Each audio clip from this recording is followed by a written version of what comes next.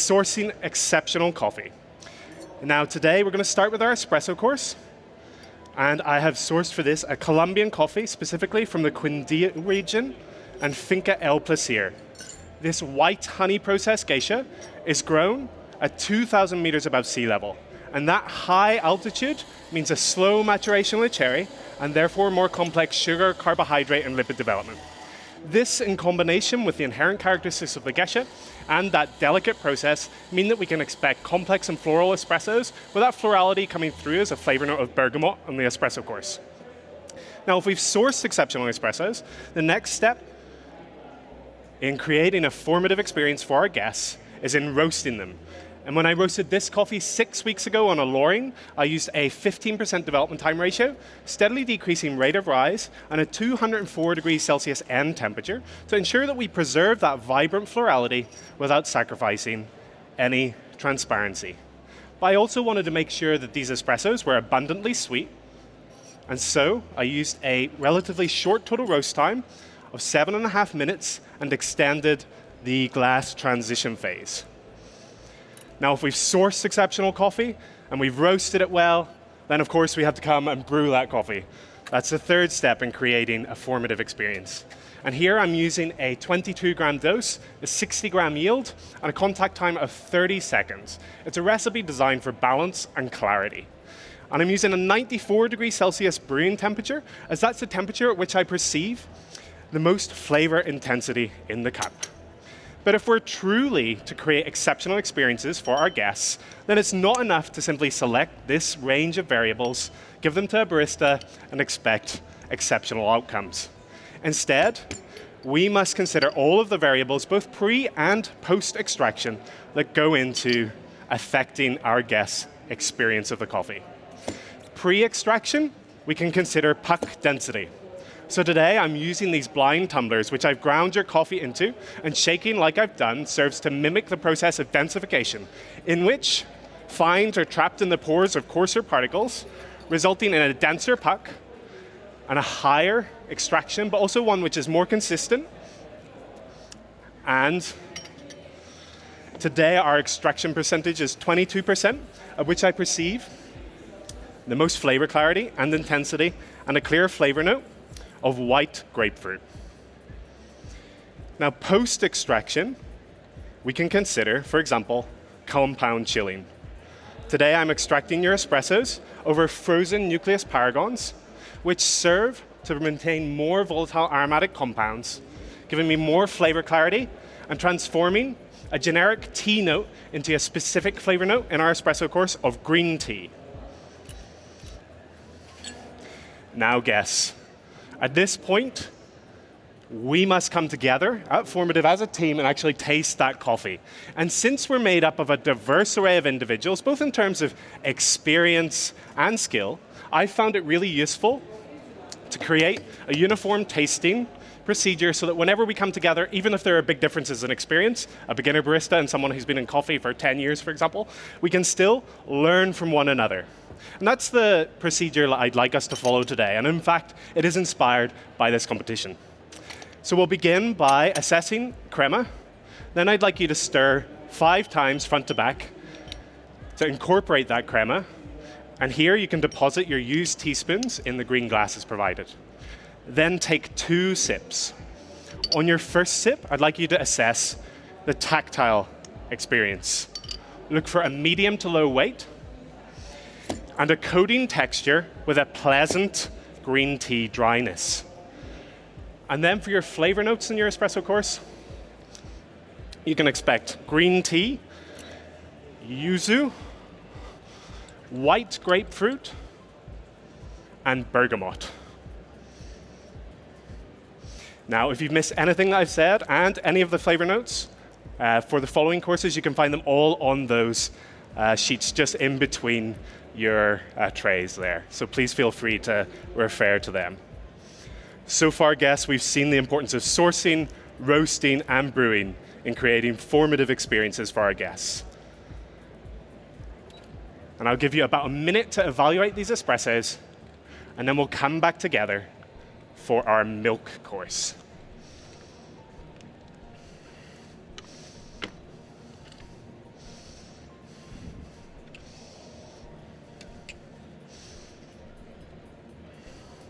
Okay. There you go. Thank you. There you are. Thank you. There you are. Thank you. There you go. Thank you. Thanks.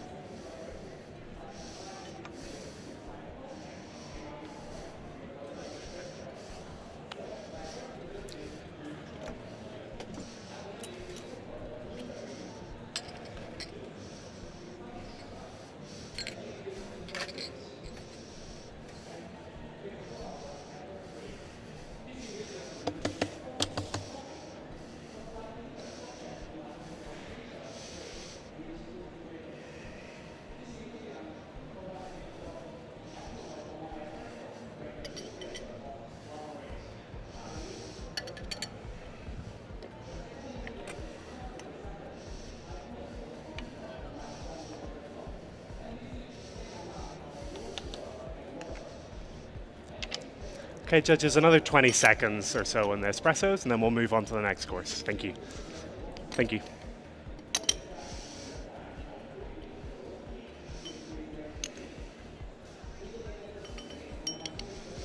Now, at Formative, we understand that each and every interaction with our guests is an opportunity to actually create one of these formative experiences. And so when it comes to creating milk drinks, we go right back to the beginning of that sourcing, roasting, and brewing cycle to ensure the best outcome. For this course, I'm using another coffee, this time again Colombian, but from the cacao region, from Finca Paraíso 92. This yellow Bourbon undergoes 2 long anoxic fermentations. And in the first of those fermentations, Saccharomyces pastoriana, a yeast commonly used in beer production, is introduced. This highlights tropical fruit notes, and here will give us a flavor note in our milk course of mango. And I roasted this coffee to amplify sweetness and body using an 18% development time ratio. And this time I'm brewing again with 22 grams dose, but a 55-gram yield, as that's where I found the most flavor intensity. I'm combining each of your single espressos with 60 grams of milk, as that's where I found the most harmonious balance. And this course illustrates the importance in creating these formative experiences of being willing to combine tradition and innovation. Representing tradition, 50% of the milk that I'm using is a freeze-distilled dairy milk from a Jersey herd, bringing us sweetness and creaminess. The other 50% representing innovation is a freeze-distilled oat milk, which facilitates a more structured acidity and more transparency to the underlying coffee. Now, I'm steaming that milk to 55 degrees Celsius, achieving a drinking temperature of 48 degrees Celsius, where I perceive the most sweetness in the cup. And with this course, I'd also like you to stir to homogenize. And you can stir 6 times in a circular motion, and again use that green glass to deposit your used teaspoons. For this course, please look for the following flavor notes: mango, rum raisin, and almond.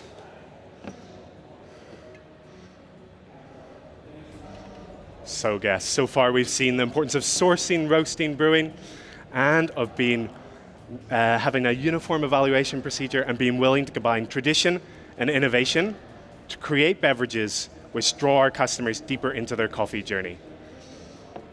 Here we go. Thank you. Yeah. Yeah.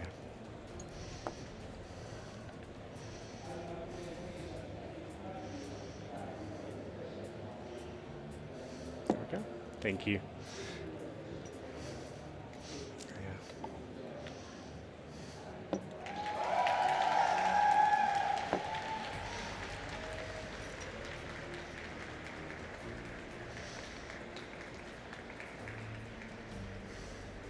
Thank you.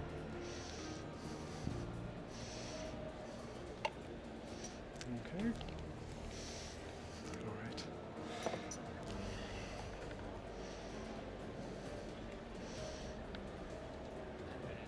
Thank you. There you go. You're welcome.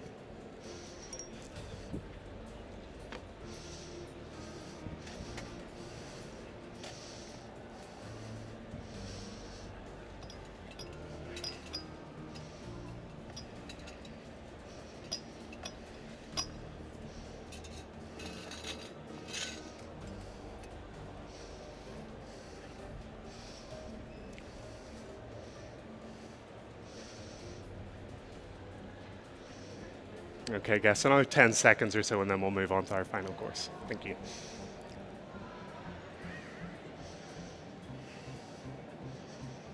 Now, we can do everything that I've described so far and do it really well, but if we fail to actually engage well with our customers, then the experience in the cafe falls flat.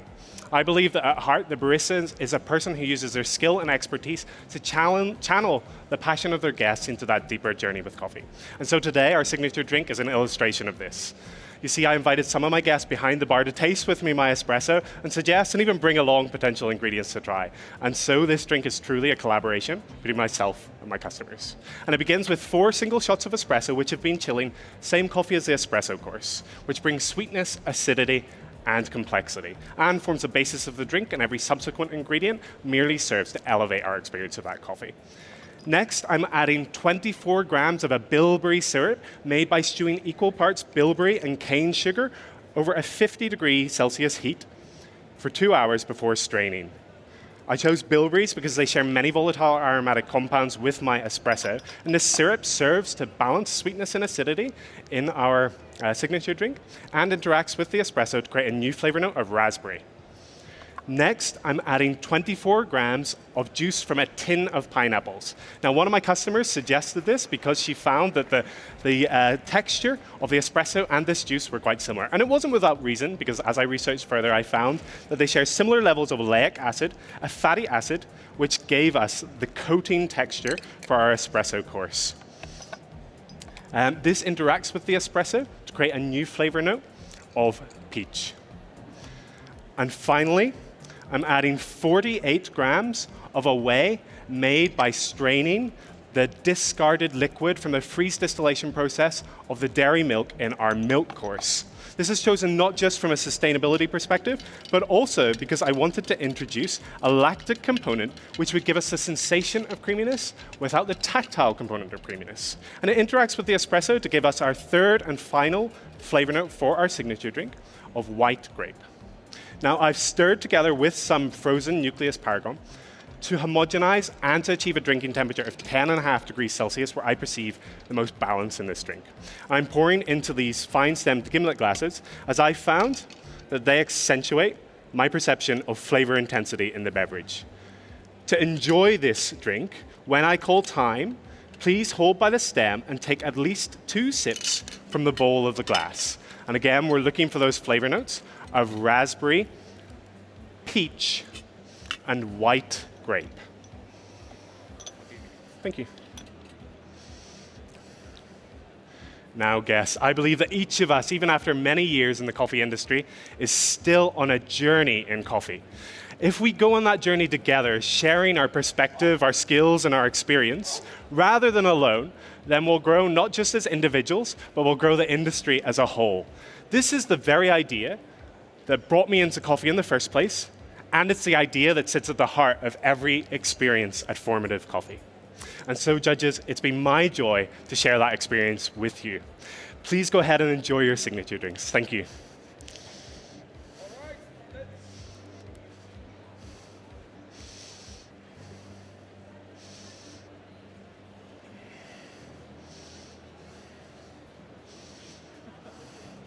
Okay, time. All right, let's give them a huge round of applause. We'll be back in the morning.